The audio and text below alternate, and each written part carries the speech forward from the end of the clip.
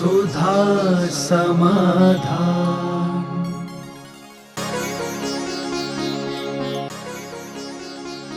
नमस्ते गुरुदेव। यदि मन धर्म में नहीं लग रहा है फिर भी हमें धर्म करना चाहिए, क्या ये भाव उचित है? अब दोनों में तुम समझ नहीं पाए, एकाग्रता से नहीं समझ।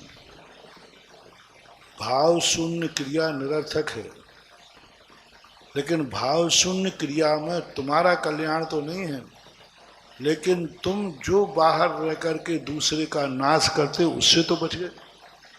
मंदिर में तुम्हारा पूजा में भाव नहीं लग रहा है, ठीक है, लेकिन बाहर दे करके तुम जो और कोई दूसरे कार्य करते उससे तो बच गए।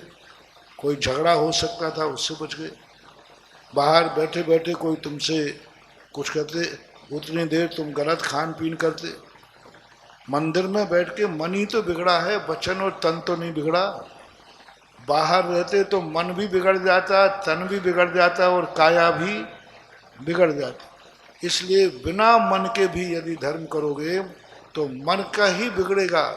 वचन में कोई गलत नहीं बोल रहे, काया से कुछ नहीं कर रहे, माला फेर रहे हो, तो कम से कम दो तो तुम्हारे नहीं बिगड़े।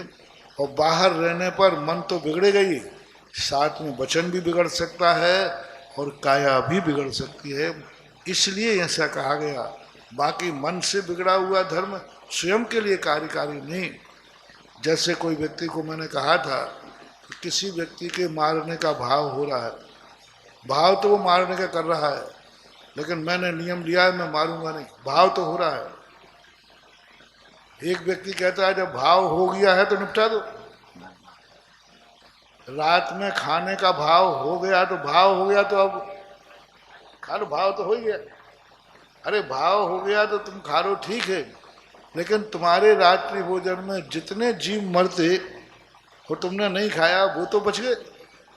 उनसे तो अपनी उनका तुम उठना कम से कम। इसलिए सबसे पहले धर्म को हमें काया से करना चाहिए, फिर वचन से करना चाहिए, और पूर्ण धर्म करना है तो मन से भी करना चाहिए। ये अपेक्षाकृत कहा था, ना कि ये मार्ग था। सुधा समाधान।